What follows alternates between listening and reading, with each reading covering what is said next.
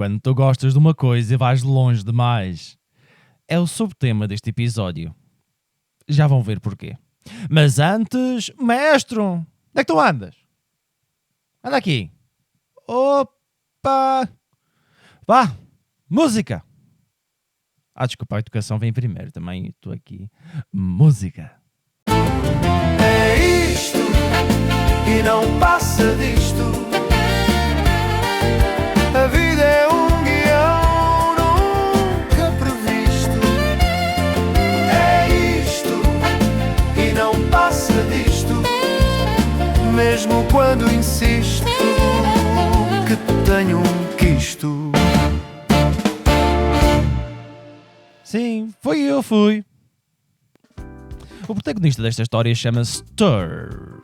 O Stur, um homem de 40 anos, sueco e com uma paixão intensa por anfetaminas, drogas estimulantes sintéticas do sistema nervoso central. O problema é que este amor tóxico custa dinheiro. Muito dinheiro. E o Stur, coitado, não tinha uma grande coisa na carteira. Não tinha grande coisa lá. Então, um dia em 1990, acordou iluminado por uma ideia que só pode ter surgido depois de uma noite muito mal dormida. Ele decide que vai assaltar um banco. Até aqui, tudo novo. Não, é tudo velho. Isto é o normal, é o pão nosso cada dia. Mas o Stur queria inovar por deixar a sua marca no mundo do crime. E ele pensa, vou mascarar-me de Pai Natal.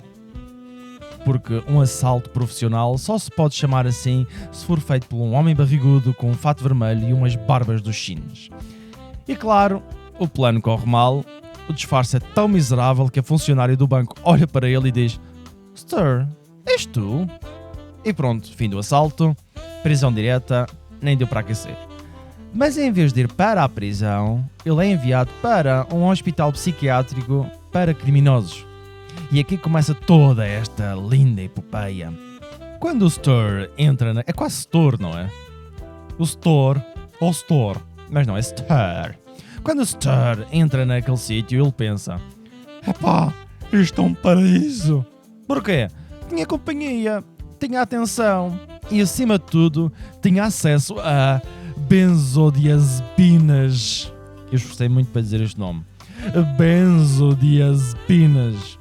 Como se fosse rapsódios, ele tinha acesso a isto de forma livre. Para quem não sabe, benzodiazepinas é um medicamento sedativo e ansiolítico que atua no sistema nervoso central para reduzir a ansiedade e outras coisas. Ele sentia-se em casa então. O problema é que em 1991 recebeu a pior notícia da sua vida. Ele ia ser libertado. O quê? Libertado? Para um mundo real, onde não há comprimidos grátis. As pessoas esperam que eu trabalhe e não há enfermeiros simpáticos a perguntar se eu dormi bem. Ou seja, um autêntico pesadelo. Somente para ele. Então o Stur olha à sua volta e percebe que os pacientes que ficam lá mais tempo são aqueles que cometeram crimes de verdade, crimes violentos. E ele pensa, então é fácil. Eu digo que também cometi uns quantos e fico por aqui. E lá vai ele para o consultório da psiquiatria e começa a inventar histórias trágicas. Eu fiz isto, matei aquele, matei o outro, matei não sei quem. E um dia ele decide elevar o nível e inventa que matou uma criança desaparecida há mais de 10 anos. Assim, sem pestanejar, seco e cru.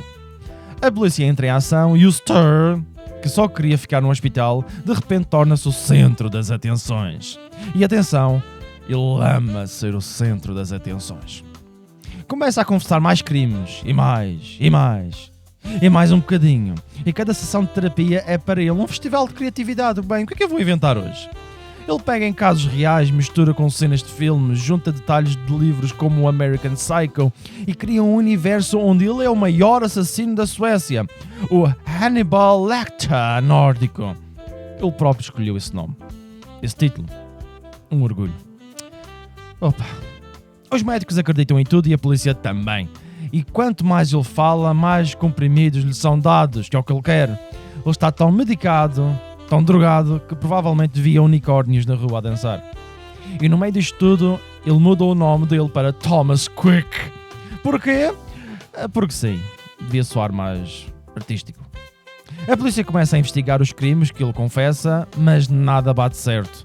Ele troca armas, troca idades, troca cores de cabelo. Uma vez diz que a vítima era loura quando era morena. E quando o corrige ele diz: o trauma baralhou-me as memórias. E eles aceitam. Isto tem tanto maravilhoso como trágico ao mesmo tempo. Ele aceita viajar, ele aceita, vejam, ele aceita, não é? Ele chega a viajar num jato privado para reconstruir crimes que nunca cometeu. Imaginem o luxo. Um homem que nunca matou ninguém a viajar como se fosse o chefe da máfia italiana. E em 2001 ele já tinha confessado 39 assassinatos e foi condenado apenas por 8. Ok? O país inteiro acreditava que ele era o maior serial killer da história sueca e este homem estava feliz por isto. Só que tudo tem um fim e o fim dele foi o novo diretor da clínica. Um homem que olha para a medicação do Stur e pensa: mas que exagero é este? Por isso, ele reduz-lhe os medicamentos. E o Stur, sem a sua farmácia ambulante que ele tanto ama, perde a vontade de confessar crimes e de repente ele cala-se e desaparece da vista pública. Simplesmente fica quieto no hospital, a existir. 7 anos passam e em 2008 um jornalista chamado Hans decide investigar o caso. Ele lê 50 mil páginas de notas clínicas, vejam lá a imaginação deste homem, 50 mil páginas de notas clínicas e interrogatórios e percebe que não existe uma única prova contra o Stur. Nada. Ou seja, são só confissões feitas enquanto ele estava drogado. O Hans vai falar com ele e o Stur, que agora estava sóbrio e mais velho, admite tudo. Diz que inventou tudo por atenção e comprimidos. Com cada um. Após isso, todos os seus casos voltam a tribunal, são todos anulados e em 2014 o Stur é libertado. É a sua penitência. Meus caros, esta história mostra que até os sistemas supostamente rigorosos podem ser enganados por alguém com uma imaginação frutífera e muita vontade de evitar responsabilidades. No fim, o Stur não enganou só médicos e polícias, enganou um país inteiro e talvez até a si próprio. E se há algo que podemos aprender com isto é simples: nunca subestimes o poder destrutivo de um homem desesperado, especialmente se ele tiver acesso a fatos de Pai Natal. Isto até lembra-me os bêbados da zona onde eu morava. Eu confesso tudo, desde que me dê um quarto de vinho seco. Eu dou-te o quarto, dou. É isto e não passa disto. A vida é um guião nunca previsto. É isto e não passa disto.